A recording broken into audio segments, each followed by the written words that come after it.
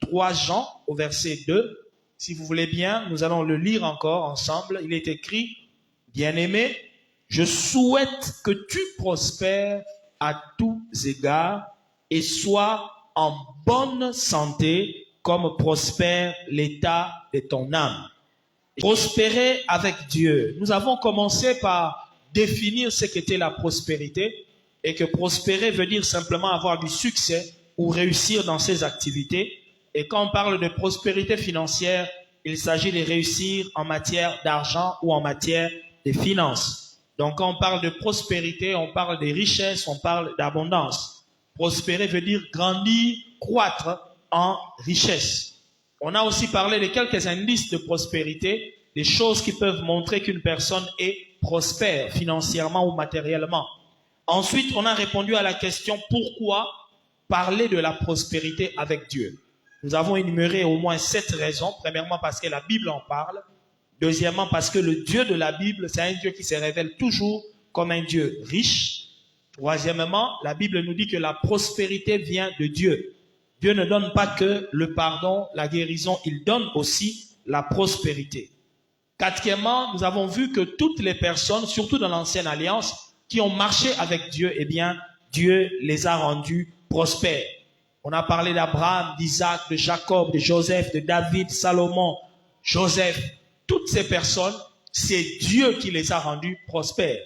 Et si nous prions le même Dieu que ces gens-là, eh bien, attendons-nous à cette même prospérité. Cinquièmement, on a dit que le plus grand besoin des gens après le salut, c'est souvent l'argent.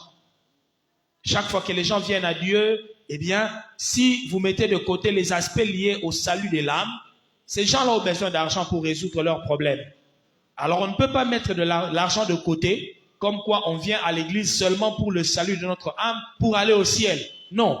Si c'était le cas, alors dès le moment où tu acceptes Jésus, tu disparais. Tu entres au ciel. Mais Dieu n'a pas fait les choses comme ça. Tu acceptes Jésus, mais tu restes encore un moment sur la terre. Et à cause de cela, tu as besoin d'argent pour vivre ici sur la terre. Et on a lu un texte dans le psaume 118 au verset 5, où il est écrit, ô Éternel, accorde le salut, ô Éternel, donne la prospérité. Le salut doit être suivi aussi de la prospérité, de l'argent, de la richesse, pour que votre vie sur la terre soit agréable. La 6e raison, on avait vu, c'est que Christ s'est fait pauvre pour que nous fussions enrichis. Est-ce qu'on peut dire amen à ça? Donc dans l'œuvre de la rédemption, il y a aussi la prospérité qui est insérée. Et enfin, nous avions dit que Dieu se réjouit de la prospérité de ses enfants. Nous parlons de prospérité parce que Dieu est heureux de voir que ses enfants prospèrent. Et c'est ce que nous venons de lire dans 3 Jean. Il dit, je souhaite que tu prospères à tous égards. C'est dans la volonté de Dieu. Dieu veut que nous prospérions. Est-ce qu'on peut dire amen? Dieu veut que, de même que tu es en bonne santé, il veut aussi que tes finances soient en bonne santé. Il veut que ta poche soit en bonne santé. Quand ça ne va pas dans tes finances, Dieu n'est pas heureux. Il n'est pas content. Son souhait est que ça change dans tes finances. Amen, amen. Et pour cela, on a commencé à parler de quelques principes bibliques de la prospérité financière. Il y a des principes pour prospérer avec Dieu. Si tu veux prospérer selon le monde, selon le diable va te donner aussi ses principes. Si tu veux être riche par les fétiches, le féticheur va te dire voilà mes conditions. Mais nous voulons prospérer avec Dieu. Dieu aussi, il a ses principes, il a ses lois, il a ses conditions. Et parmi les principes de Dieu, le tout premier, nous avions dit, vous devez d'abord prospérer au niveau de votre âme. Autrement dit, recherchez d'abord la richesse spirituelle. Il ne faut pas venir chez Dieu en cherchant d'abord l'argent. Jésus a dit, cherchez premièrement le royaume et la justice de Dieu. Est-ce qu'on peut dire amen? C'est ça le premier principe. En tant que chrétien, cherchez d'abord les richesses spirituelles, c'est-à-dire grandir dans la parole de Dieu, grandir dans la vie de prière, grandir en sainteté, grandir dans les dons spirituels, grandir en puissance. Les choses invisibles doivent d'abord être votre priorité avant de chercher les choses visibles. On a parlé de Salomon qui a demandé à Dieu la sagesse, mais Dieu lui a ajouté la richesse. La sagesse est une vertu spirituelle, mais la richesse est matérielle. Si tu cherches d'abord les choses d'en haut, les choses spirituelles, les choses célestes, Dieu va ajouter la prospérité et la richesse. C'est très important à comprendre. Le deuxième principe qu'on a vu la fois passée, c'était la grâce de Dieu. Nous avons vu qu'on peut prospérer parce que Dieu vous fait cette grâce-là. Et on a dit que la grâce, le monde appelle ça la chance. La grâce, c'est un don, un cadeau, des choses que tu ne mérites pas. Dieu peut te rendre riche en te faisant rencontrer un mari très riche, si tu es une sœur. Un frère aussi peut épouser une fille d'une famille nantie, et puis du coup, tu te retrouves dans des conditions beaucoup plus favorables, socialement ou financièrement. La grâce, c'est que Dieu peut faire que tu trouves un emploi que tu n'attendais pas, et tu commences avec un salaire de $3000. Ça, c'est la grâce de Dieu. Il y a des gens qui ne sont pas passés par le chômage. Ils terminent les études, pouf, opportunité, un bon emploi dans un organisme qui paye bien et directement ils commencent à prospérer. Le monde appellerait ça la chance, mais la Bible appelle ça la grâce. Et David a dit, le bonheur et la grâce m'accompagneront. Et j'ai dit qu'il faut qu'un chrétien cherche la grâce de Dieu. Dans ta vie, cherche la grâce. Dis souvent à Dieu, Seigneur, fais-moi grâce. Tu ne dois pas tout gagner à la sueur de ton front. Il y a des choses où Dieu doit te faciliter un peu la tâche.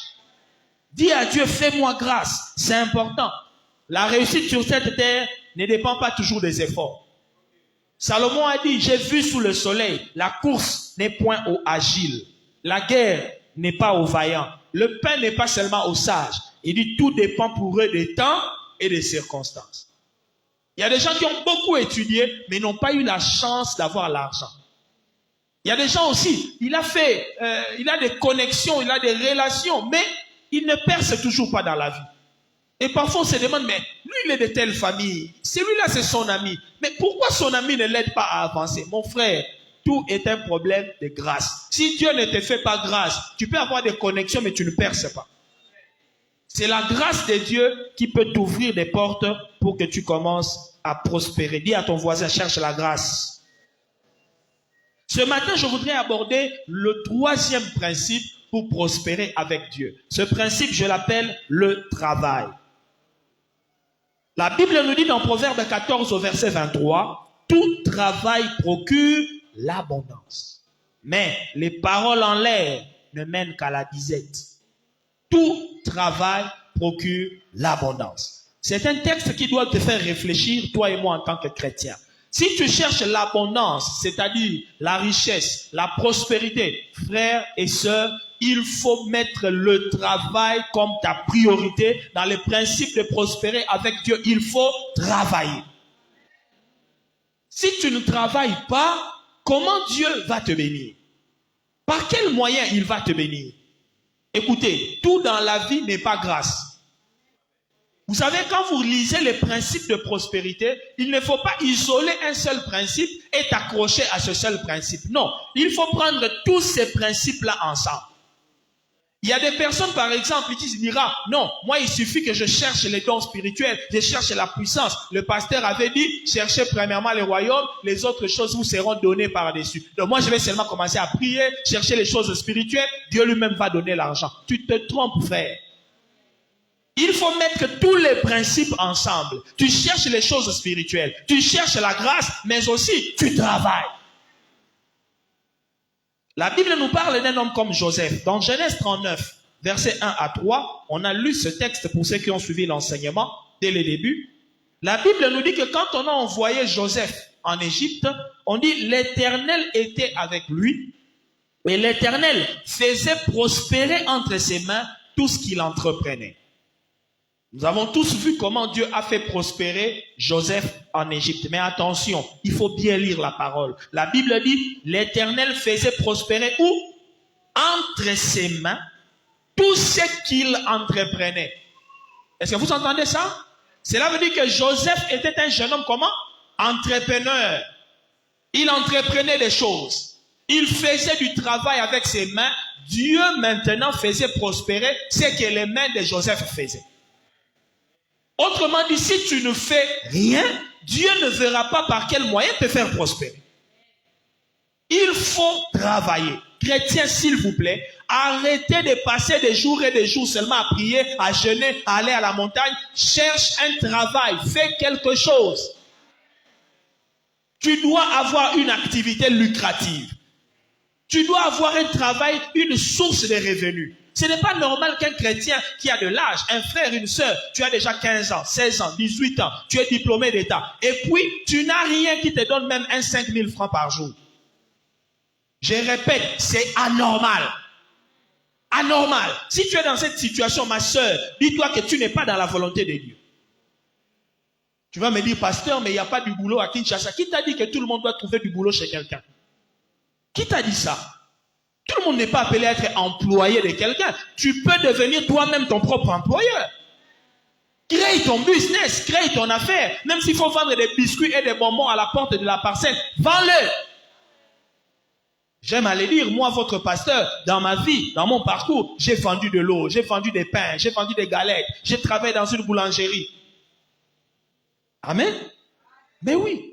Parce que quand tu as besoin d'argent, il n'y a pas de sale boulot. La Bible a dit tout travail procure l'abondance. Je vous assure, quand je vendais de l'eau, je prenais notre maison en charge. Parce qu'à l'époque, papa était déjà décédé. On était resté juste avec maman. Maman n'était pas en mesure de nous prendre en charge. Moi, j'ai commencé à vendre de l'eau au marché Mariano. Et j'étais diplômé d'État. Avec mention, bien sûr.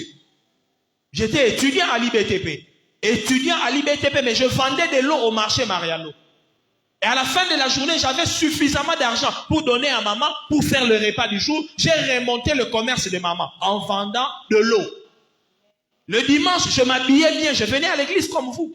J'avais quel âge? 22 ans. 21 ans. Mais ça m'étonne de voir des jeunes gens aujourd'hui à l'église. Tu ne fais rien. Les dimanches, je te vois là, tu es bien sapé, cravate, mais avec l'argent de papa. Tu devrais avoir honte, frère. Tu dois avoir honte. Parce qu'à ton âge, papa est devenu un collègue. C'est un ami, c'est un homme comme toi. La cravate, papa t'achète, tu dois apprendre à acheter ta propre cravate. C'est un homme comme toi. La chaise sur laquelle tu t'assieds là pour regarder la télé, c'est la chaise d'un collègue homme. C'est la télé d'un collègue homme. Cherche ta télé. Et il faut que les parents commencent à mettre les enfants devant leurs responsabilités comme ça. Tu viens un jour, tu prends ta télécommande, tu dis, monsieur, c'est ma télécommande, je regarde RTLC. Tu mets RTLC même de 18h jusqu'à 22h. S'il refuse qu'il aille dormir, ça va le faire réfléchir qu'il achète sa propre télé. Parce que la culture de la paresse est en train de ronger l'église, de ronger même notre pays. Il y a des gens qui passent leur journée à tendre la main et à demander « Préso, préso » et on lui donne 1 000 francs. Mon ami, ne tombe jamais dans ça. La valeur d'un homme, c'est quand il mange sa propre sueur. Et ce n'est pas moi qui le dis, c'est la Bible. Ouvrez votre Bible un peu. Il y a des choses qu'on doit lire dans la Bible. Lisez avec moi 2 Thessaloniciens chapitre 3. 2 Thessaloniciens chapitre 3. À partir du verset 10, l'apôtre Paul est en train de dire quelque chose aux chrétiens, s'il vous plaît. Paul s'adresse aux chrétiens de Thessalonique. Il dit, si quelqu'un ne veut pas travailler, vous entendez? Il n'a pas dit si quelqu'un ne peut pas, si quelqu'un n'a pas de travail. Il dit si quelqu'un ne veut pas travailler, donc il n'a pas la volonté de travailler, qu'il ne mange pas non plus. C'est Paul qui a inventé le principe quinois, l'itiété, l'iliété. C'est biblique. L'itiété, l'iliété est biblique. Pour quelqu'un qui ne veut pas travailler, Paul dit, ne lui donnez même pas à manger. Donc les frères là qui se baladent maison à maison, d'ailleurs à la Perle, je n'en connais pas encore en tout cas, moi je n'en connais pas. Mais les gens de frères qui ne travaillent pas, qui ne cherchent pas, ils font un calendrier hebdomadaire. Lundi je vais manger chez maman Chantal, mardi je mange chez maman Georgette, mercredi je suis chez maman Nicolaine. Ces gens de frères, il faut les gronder sérieusement et les chasser. Il vient chez vous à la maison, vous le laissez dehors là-bas, il vous voit manger et vous ne lui donnez pas. C'est la Bible qui le dit, qu'il ne mange pas. Comme ça, il va apprendre que la nourriture qu'on met sur cette table-là, il y a un homme qui sort à 5 heures du matin. Il va en ville, il suit comme ça pour avoir ça. L'argent, on ne le gagne pas dans la facilité. Dieu, ce n'est pas un Dieu qui fait seulement des grâces, il grâce. Il a fait la grâce à Adam, il lui a donné un jardin. Mais après lui avoir donné un jardin, il lui a dit, tu dois cultiver ce jardin et le garder. Je t'ai fait la grâce, tu as le jardin, mais cultive. C'est comme quelqu'un qui te donne un capital, il te donne un fonds, et il te dit, mais c'est à toi de le fructifier. Au lieu de donner à quelqu'un de l'argent, donne-lui un fonds. Commence à vendre un peu des œufs là au coin. Elle va dire, moi une jolie fille comme ça, dans le quartier, comme une fois, elle commence à vendre des œufs. Ok, comme toi tu es très jolie là, tu ne peux pas vendre des œufs. Tu vas manger les handicap. On verra où tu trouveras l'argent pour mettre les mèches. C'est comme ça que tu cours derrière les hommes. Si tu as la capacité de t'acheter tes mèches, de t'acheter tes vêtements de soirée, tu ne demanderas pas l'argent d'un homme marié. Tu seras fier de toi. Le travail est un principe pour prospérer.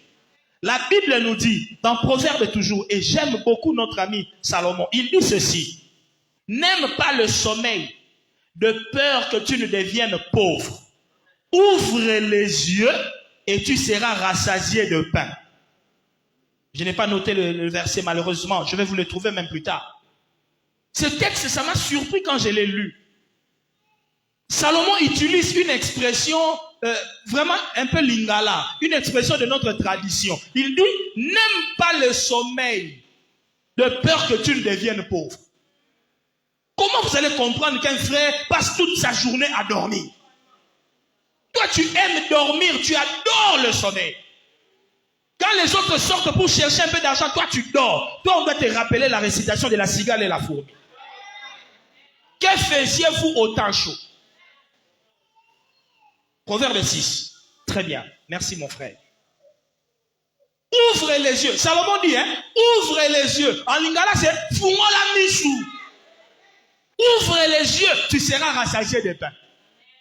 Ouvre les yeux veut dire, regarde le marché qui est devant toi. Écoutez, il y a un grand marché dans notre ville de Kinshasa. Kinshasa a plus de 15 millions d'habitants. Si tu prends seulement 1 million d'habitants de Kinshasa, tu trouves un produit que 1 million d'habitants de Kinshasa peuvent consommer. Tu es millionnaire. Vrai ou faux? Nous avons un grand marché. Ce n'est pas pour rien les Chinois, les Pakistanais, les Libanais. Toutes ces personnes courent ici. Parce qu'ils savent qu'à Kinshasa, si tu crées un magasin, si tu vends de l'eau, tu vends du pain, un produit qu'on consomme chaque jour, tu es millionnaire. Tu vois un blanc quitter son pays, il vient ici, il vous fait une boulangerie. Le blanc, il te vend du pain. Il fait une usine d'eau, l'eau alimentée. Mais les gens que vous voyez rouler dans les jeeps en ville là, c'est eux qui sont les propriétaires de ces usines d'eau. Lui a une usine d'eau, mais toi tu ne veux pas créer une petite usine locale d'eau. Tu ne comprends pas. Dans cette eau là qu'il vend là, il fait des millions. Des millions. Parce qu'il a des milliers de consommateurs. Ouvre-les. Congolais, ouvre les yeux, ouvre les yeux. Dieu nous a placés sur un paradis, mais nous sommes en train de mourir pauvres parce que les yeux sont voilés. On accepte d'aller travailler chez un Libanais, chez un Chinois, vendre dans un magasin de Chinois, on te paye $50 le mois. Mon ami, c'est une insulte. Si tu n'as aucune possibilité, oui, fais-le, mais fais-le pendant un temps. Ne reste pas là-bas pendant 5 ans, pendant 10 ans. C'est une insulte. C'est une insulte. Sois stratège, reste là, travaille pendant 10 mois, économise. Quand on te paye les $50, tu manges 20, tu gardes 30. Fais ça pendant 10 mois. Après 10 mois, tu as $300. Avec tes $300, tu commences ta propre affaire. Ton affaire peut te rapporter plus de $50 par semaine. Par semaine. Alléluia. Ouvre les yeux. Ouvre les yeux. Moi, je suis pasteur, mais excusez-moi de le dire. Moi, je n'ai jamais accepté que toute ma vie, toutes mes finances sortent de l'église. Jamais. Ça n'arrivera pas aussi. Même le jour où toute l'église, si vous allez commencer à me construire des maisons, s'il vous plaît, vous entendrez seulement que le pasteur a créé une entreprise derrière là-bas, le pasteur a fait une chose là-bas. Je ne peux pas ne pas faire quelque chose d'autre que le ministère. Alléluia. Ayez cette mentalité-là, la perle. Sinon, tu vas devenir un manipulateur.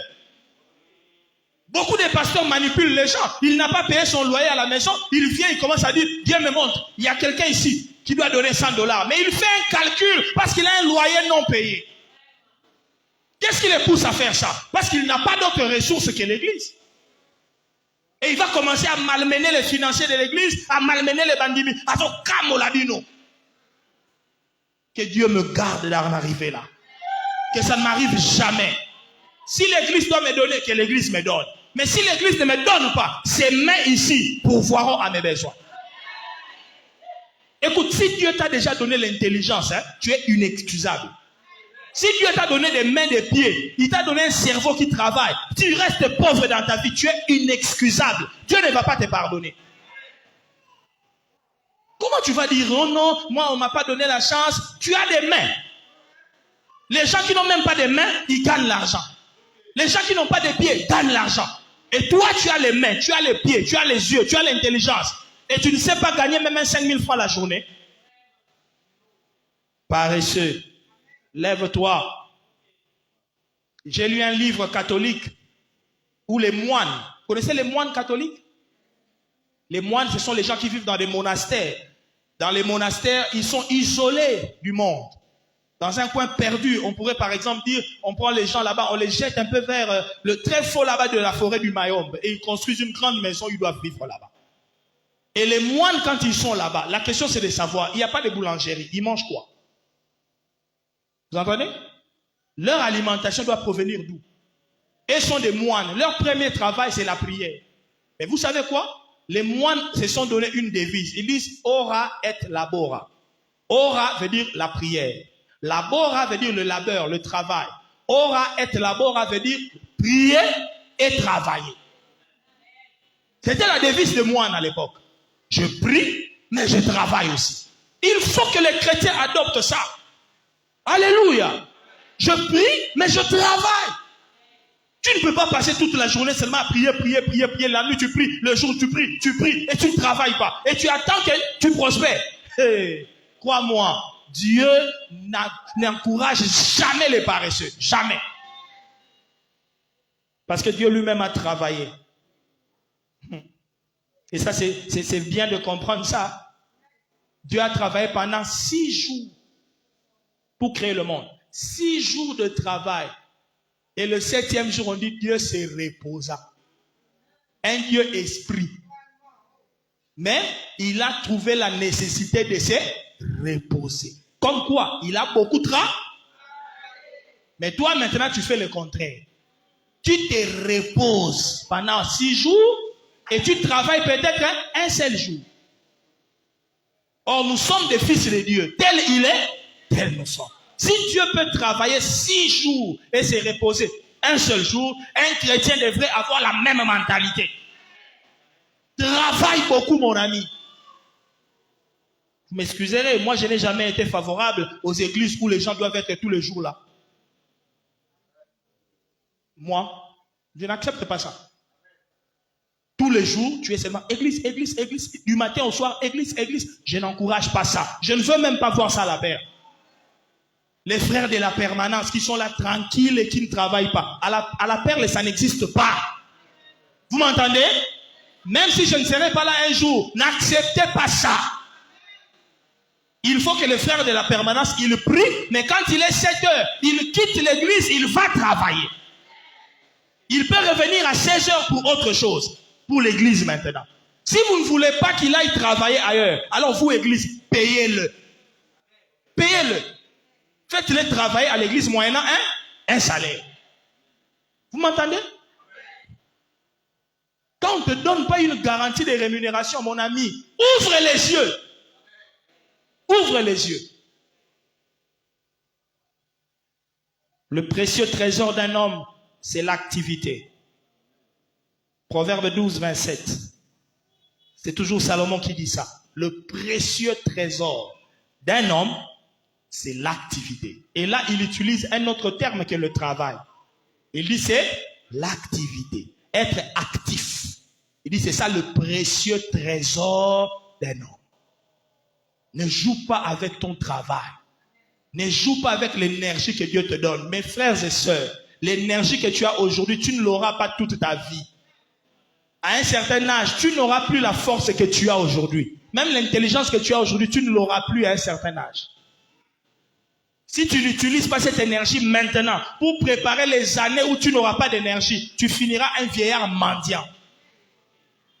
Les vieux et les vieilles femmes que vous voyez mendier là parfois dans la rue, assises dans un coin. Coco, Kabela Kokonayo, ne pensez pas qu'ils n'ont pas été jeunes. ils ont été aussi jeunes. Mais peut-être qu'en ce temps-là, quand il était jeune, il s'est amusé. Il n'a pas préparé son avenir. Soit un vieil homme qui finit sa vie dans les plages, en retraite, mais les pieds comme ça en train de bronzer. Parce que tu as un compte bien bombé, tu as préparé ta retraite. Pense à ton futur. Réfléchis, ouvre les yeux. Arrête de rêver. Toi, tu as déjà 25 ans, tu rêves. Moi, j'ai quitté le toit des parents à 20 ans. 20 ans, je n'étais plus chez les parents. Je payais ma première maison que je louais, j'avais 20 ans. Je payais une maison. Un petit studio. Comment je le payais? J'étais photographe. C'est que mes enfants font ici les Caleb, les Sem et les autres. Moi, j'ai été photographe.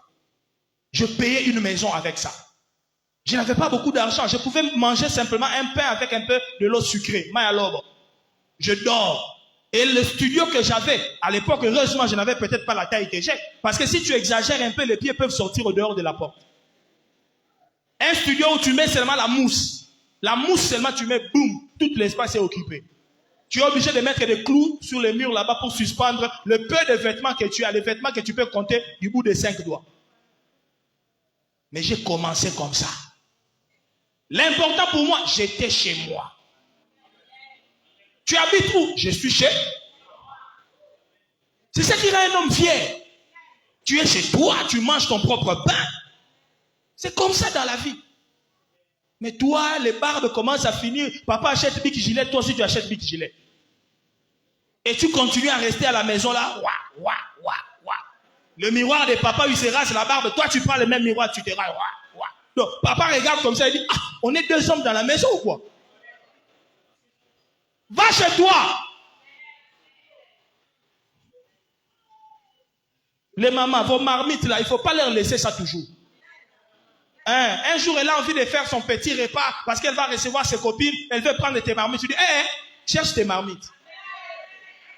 Maman, vraiment, ça c'est ma marmite à moi. Cherche ta marmite. Les vieilles mamans, c'est comme ça qu'elles parlaient à leurs filles. Maman, je vais seulement préparer les spaghettis. Pas là-bas français. Cherche ta marmite pour préparer les spaghettis. Maman, comment bengananga? Oui, je te chasse. Tu es déjà grande. Cherche à aller chez toi. Il faut encourager les enfants à aller de l'avant comme ça. Proverbe 10 au verset 4 nous dit, celui qui agit d'une main lâche s'appauvrit. Mais la main des diligents enrichit. Proverbe 11, 16 dit, ceux qui ont de la force obtiennent la richesse. Vous entendez? Tu agis d'une main lâche. Tu es lâche, tu ne veux pas travailler. La Bible dit, tu t'appauvris. Il n'y a pas un sorcier. Ce n'est pas Tata Moissi, ce n'est pas Noko. Tu t'appauvris. Tu es ton propre sorcier.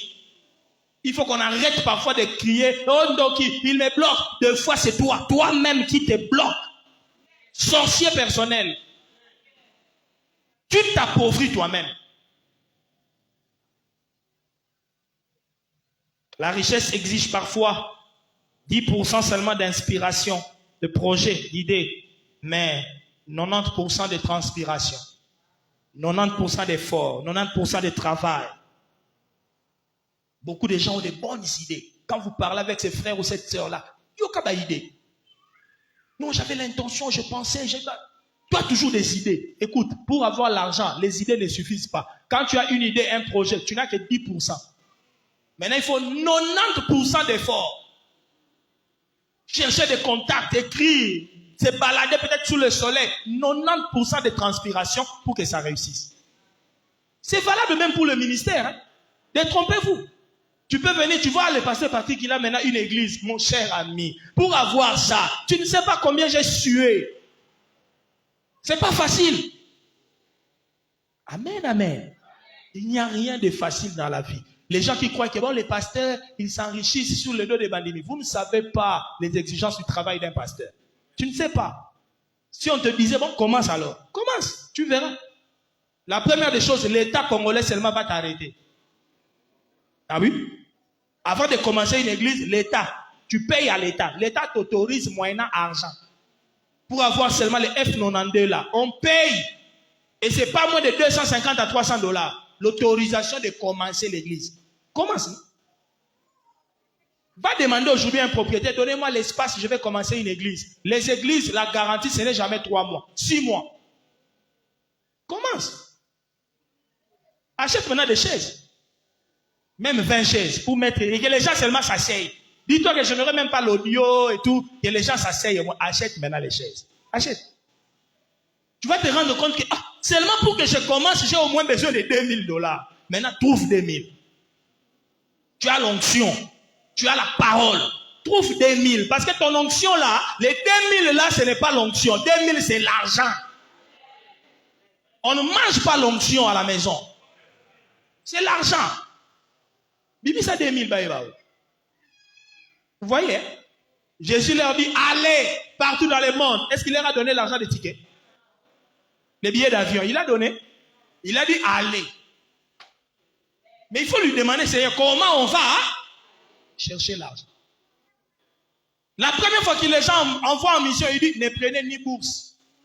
Il dit, car l'ouvrier mérite son salaire. Vous entendez ça? Tu dois mériter l'argent qui entre dans ta poche. Mériter. Même quand je prêche ici, je transpire, non? Il y a des nuits où je ne dors pas. Je dois lire la Bible. Maintenant, là, je sens comme si j'ai encore des problèmes des yeux. Je dois lire, étudier, recherche. Vous avez entendu ici, j'ai lu, il y a des moines catholiques qui disent ora et labora. Ça, c'est pas l'inspiration. J'ai lu. J'ai lu ça.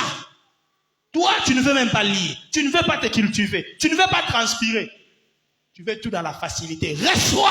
Je reçois. Continue de recevoir comme ça. Tu vas finir pauvre après avoir beaucoup réussi. Le reçois. Tu es tombé. Tu casses derrière les chaises d'autrui qu'on a achetées. Pendant que tu n'as jamais acheté même une seule chaise. Toi, tu es fort à tomber quand tu reçois. Pour casser les chaises que tu n'as jamais Chez nous, ici, tu casses et tu payes. Quand tu tombes, vérifie bien, ne tombe pas sur la chaise pour casser la chaise. Les tombeurs, les fanatiques de tomber, tu casses et tu payes. Donc, avant de tomber, fais comme un frère là, avant de tomber, il vérifie. Parce qu'il y a des gens qui tombent comme ça. Hein. Parfois, c'est bizarre, vous voyez quelqu'un qui tombe, mais il vérifie l'épargne. Mais il est tombé. Hein. Donc, quelque part, tu es conscient. Amen, amen. Dieu veut avoir des gens qui travaillent. Nous voulons à la perle qu'il y ait des gens qui travaillent. Que Dieu ouvre des portes, que pour vous ayez des emplois, de bon travail. Soyez entrepreneurs, soyez comme Joseph. Créez des choses. Le 4e principe, si nous voulons prospérer avec Dieu, nous avons besoin de la bénédiction. Dites avec moi la bénédiction. Proverbe 10, 22 dit, c'est la bénédiction de l'Éternel qui enrichit. La bénédiction, c'est une parole positive, une bonne parole prononcée sur une personne, dans le but d'influencer positivement sa vie. Quand on bénit quelqu'un, on parle sur quelqu'un. La bénédiction, ce n'est pas d'abord le matériel qu'on te donne. Non, c'est des paroles qu'on place sur ta vie pour influencer ta vie. C'est comme une énergie spirituelle qu'on libère sur toi à travers des paroles. Cette énergie repose sur toi. Elle est invisible. Mais partout où tu vas, cette énergie spirituelle influence le cours de ta vie pour que tu réussisses. C'est ça la bénédiction. Dieu aime bénir. Lisez la Bible. Dieu aime bénir, c'est-à-dire prononcer des paroles sur ses enfants. Quand il a créé Adam et Ève, après, la Bible dit, il les a bénis. Il dit, soyez féconds, multipliez, remplissez la terre. Quand Dieu bénit, il parle seulement. Mais quand il a dit, soyez féconds, ça veut dire, il a déjà placé sur vous l'énergie spirituelle de la fécondité. Excusez-moi de le dire comme ça, mais toutes les personnes peuvent avoir des contacts physiques avec leurs femmes. Mais toutes les personnes ne sont pas fécondes. Avoir des enfants, ça ne dépend pas des prouesses ou de l'énergie que tu sors pendant l'acte. C'est la bénédiction de Dieu qui fait que tu sois fécond. Et c'est comme ça aussi dans la vie. Il y a des gens, ils fournissent beaucoup d'efforts en travaillant. Mais si son travail n'a pas une énergie de bénédiction, il peut ne rien récolter de son travail. Tu as besoin de la bénédiction. Quand Dieu bénit Abraham, il dit, je rendrai ton nom grand. Ce n'est pas Abraham qui va lui-même travailler pour que son nom devienne grand. C'est Dieu. Dieu qui dit, je rendrai ton nom grand. Est-ce que cela dédouane Abraham du travail? Non. Abraham travaille. Abraham cherche Dieu. Mais Dieu aussi, il a sa part. Il fait que le nom d'Abraham dans son travail devienne grand. Tout le monde est médecin peut-être. Mais attention, tout le monde n'est pas docteur Lelo. Amen, amen. Tout le monde est juriste, mais tout le monde n'est pas le professeur Kalouba. Vous entendez? Tout le monde peut être pasteur, mais tout le monde n'est pas Roland Dalo. Il y a une différence entre une personne qui est sous une influence, une énergie de bénédiction, et quelqu'un qui ne l'est pas. Dieu travaille pour que cette personne la réussisse. Et c'est ça la bénédiction. Un chrétien doit chercher la bénédiction comme Jacob l'a cherché. Jacob, toute sa vie, il s'est battu pour la bénédiction. Il a même roulé son grand frère, seulement pour que papa prononce de bonnes paroles sur lui. Et un jour, il rencontre Dieu pendant la nuit. Dieu se bat avec lui, il donne des coups à Dieu. Et puis il s'accroche à Dieu, il dit, je ne te lâcherai pas jusqu'à ce que tu me... Mais bénir là que Jacob cherchait, ce n'était pas que Dieu lui donne l'argent. Non, que Dieu dise un mot sur sa vie. C'est la seule raison pour laquelle Jacob s'est accroché. Il parle. Parce que Jacob sait que la parole de Dieu a la capacité de se faire chair. Dieu a dit, je suis derrière ma parole afin de l'accomplir. Toutes les paroles que Dieu prononce sur la vie de quelqu'un, eh bien, cette parole vient avec une énergie qui va transformer la vie de quelqu'un.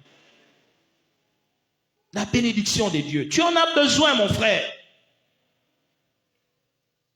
La semaine en 8, à partir du 25, nous aurons ici des nuits où nous viendrons faire la prière de Jacob. On va prier à partir de lundi en 8, pas demain, le lundi en 8. Nous allons prendre 5 soirées de 20h à 0h. Il y aura un moment qu'on appelle ici nuit de rémunération. La Bible dit Dieu est le rémunérateur de ceux qui le cherchent. Quand tu cherches Dieu, Dieu va te payer pour ça. Nous viendrons nous accrocher à lui. Le thème c'est jusqu'à ce que tu me bénisses. On va faire comme Jacob. Seigneur, jusqu'à ce que je voie les paroles de bénédiction se manifester. Je ne te lâche pas. Tu dois chercher la bénédiction. Et quand tu cherches la bénédiction, il y a au moins 3 choses que tu dois retenir. La première, le principe de la bénédiction, c'est que l'inférieur doit être béni par le supérieur. Dans ta vie, cherche à identifier quels sont les supérieurs que Dieu t'a donnés. Dans la vie naturelle, d'abord, il y a les parents. Est-ce qu'on peut dire un bon amen? Dans l'église, aujourd'hui, on a négligé le pouvoir des parents. Je parle ici des parents biologiques. Par moments, les pasteurs ont même pris la place des parents. Ils supplantent le rôle des parents. Mon ami, le pasteur ne deviendra jamais ton père biologique, ni ta mère biologique. Détrompe-toi. L'homme qui te prêche ici, j'ai dit que j'ai quitté la maison à 20 ans. Mais avant de quitter la maison, la personne qui m'a béni, c'est ma mère. Je suis peut-être le seul enfant dans notre famille qui, avant de sortir de la maison, a été béni. Je me suis mis à genoux devant ma mère. Ma mère a posé ses mains sur ma tête et elle a parlé sur moi. C'est après que j'ai pris mon petit sac que j'avais et je suis sorti de la maison. Et quand je suis parti, ça n'a pas fait 5 ou 6 mois, maman est morte. Elle est partie. Tu dois chercher la bénédiction de tes parents. Cherche à ce que tes parents parlent en bien. Quand j'ai eu l'examen d'État à l'âge de 18 ans, j'ai commencé à enseigner ici à l'école Les Rosettes. J'enseignais là-bas. J'ai eu mon tout premier salaire. Et ce qui est bizarre, je n'étais pas chrétien. Mais j'avais certains principes qui étaient en moi. Mon premier salaire, je l'ai pris. Je suis venu, j'ai acheté un pagne, j'ai acheté un foulard à ma mère. Et j'ai pris le reste d'argent, j'ai mis dessus. Je suis venu chez ma maman, je lui ai tout donné. Tout, j'ai donné à ma maman.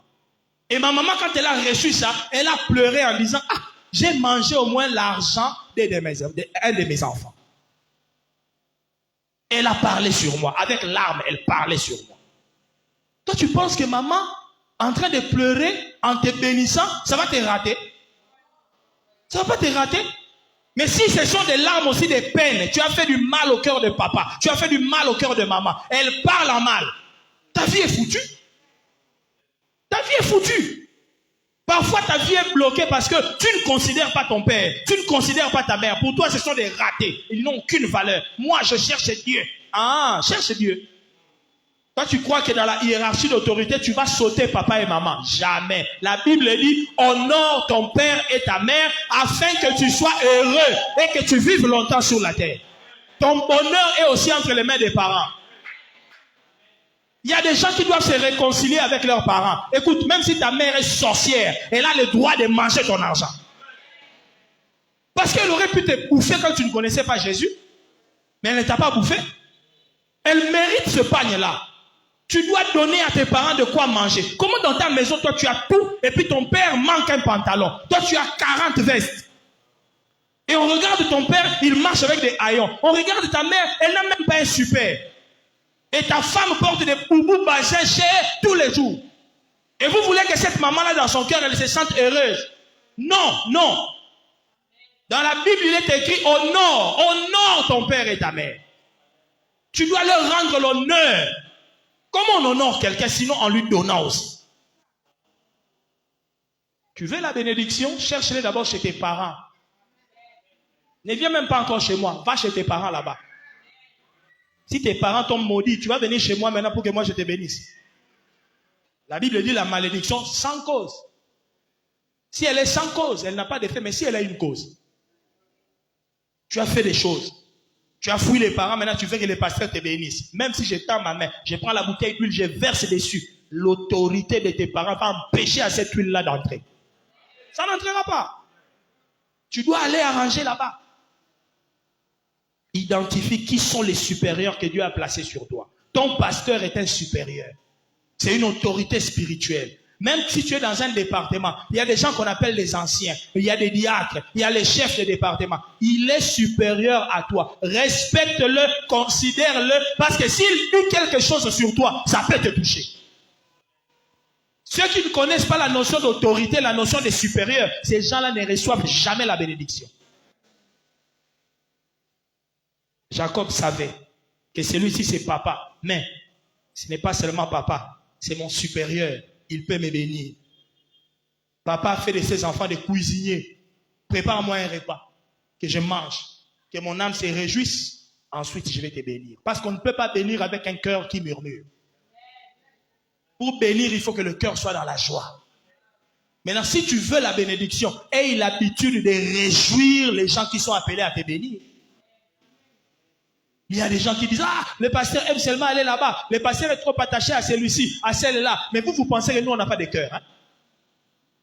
Hein? Selon vous, nous, on est des robots, on est des métaux, des bois. Non. Le pasteur a un cœur. Si quelqu'un réjouit le cœur d'un homme de Dieu, un homme de Dieu peut lâcher une parole sur lui. C'est naturel. Il n'y a rien de favoritisme là-dedans. Non, c'est un problème de cœur. Réjouis le cœur de ton pasteur. Réjouis le cœur de ton père, de ta mère. Réjouis le cœur de tous les supérieurs que Dieu t'a donné. Dieu va confirmer la parole de ses envoyés. Si tu reconnais que l'homme au pied de qui Dieu t'a placé, que c'est un homme de Dieu, un homme à la langue brûlée, mon ami, fais attention. Peut-être que le bonheur de ta vie est dans la bouche de cet homme. Hein? La bouche d'un homme de Dieu peut créer des ours pour dévorer. Ça peut aussi attirer la pluie pour t'arroser. Il y a des gens, parce qu'un pasteur seulement, un homme de Dieu a parlé en mal sur toi. Écoute, si un homme de Dieu commence à murmurer, à dormir avec des inquiétudes à cause de ton nom, ta vie est foutue. Foutue. Foutue. Foutue. Surtout si c'est un vrai homme de Dieu. Mon frère, tu es foutu. C'est plus que la sorcellerie. C'est plus que la sorcellerie. Je vous dis. Parce que le cœur d'un homme de Dieu, c'est le cœur de Dieu. Quand Dieu regarde le cœur de son serviteur, oh, il est tourmenté. Mais qu'est-ce qui le tourmente? Qu'est-ce qui l'embête? C'est ça qui l'embête. Alors j'enlève ça. Tu peux mourir. C'est pourquoi la Bible demande aux serviteurs de Dieu et même aux chrétiens de ne pas s'endormir avec la colère. Parce que quand tu dors avec la colère, Dieu regarde. Mais pourquoi il est en colère? Pourquoi? C'est quoi? Il enlève ça. Un autre principe de bénédiction pour terminer, c'est que la bénédiction est intimement liée au travail. Je venais tantôt de parler du travail. Proverbe 14, 23 dit, Tout travail procure l'abondance, mais les paroles en l'air. Dites avec moi, paroles en l'air. Les paroles en l'air ne mènent qu'à la disette. J'ai dit que la bénédiction, ce sont des paroles qu'on prononce sur quelqu'un. Les paroles de bénédiction, pour que ça s'applique dans ta vie, ça ne doit pas être des paroles en l'air. Or, les paroles en l'air, c'est quoi? On prononce des bénédictions sur toi, mais tu ne travailles pas pour que la bénédiction trouve un soubassement sur lequel s'appuyer. Donc, les bénédictions deviennent comme un avion qui n'ont pas d'aéroport où atterrir. Ça reste des paroles en l'air. Et beaucoup de gens viennent comme ça. Homme de Dieu, bénissez-moi. Pasteur, vraiment prier pour moi. Oui, mais je vais te bénir. Je vais déclarer des choses sur toi. Et après, toi, tu vas dormir. Parole en l'air. Nous perdons du temps. Les bénédictions aussi produisent des miracles. Dites avec moi, miracles. Lorsqu'on bénit quelqu'un, eh bien, on donne une énergie qui est capable de se transformer en miracle. Dieu fait des miracles financiers parce que Dieu contrôle tout l'argent, toutes les richesses de ce monde. Il a dit, l'or et l'argent m'appartiennent. Une personne bénie, c'est une personne qui a comme un aimant. Il a un aimant sur sa vie. Cet aimant-là va attirer vers lui les belles occasions, va attirer vers lui l'argent, les biens. C'est ça, la force de la bénédiction. C'est la force d'accomplir des miracles. Jésus a multiplié 5 pains et 2 poissons. Il a nourri 5000 personnes. C'est ça la puissance de la bénédiction. Amen, amen. Il a multiplié. La bénédiction amène la multiplication. La bénédiction fait que tes champs produisent au centuple. Ça se multiplie. La bénédiction peut créer même un transfert de finances. La Bible dit, vous habiterez des maisons que vous n'avez pas construites. Est-ce que vous ne vous êtes jamais posé la question pourquoi à l'époque des apôtres, les gens eux-mêmes allaient vendre leurs champs et leurs maisons, ils apportaient l'argent aux pieds des apôtres. Qui leur a dit de faire ça? Vous avez lu une prédication où l'apôtre Pierre a dit aux gens, faites ça. Qu'est-ce qui poussait les gens à faire ça? C'est la bénédiction, parce que Jésus avait dit à Pierre, celui qui aura quitté sa maison, sa femme et ses enfants pour la bonne nouvelle, il a dit, il recevra dans les siècles présents les centuples. Pierre avait cette bénédiction sur lui. Alors quand Pierre faisait le ministère, les gens eux-mêmes, tu regardes Pierre seulement comme ça, tu as envie de vendre ta parcelle et de lui donner l'argent. Il y avait une bénédiction sur lui. Quand tu as la bénédiction de Dieu, bien-aimé, tu peux vivre des miracles financiers. Est-ce qu'on peut acclamer le Seigneur?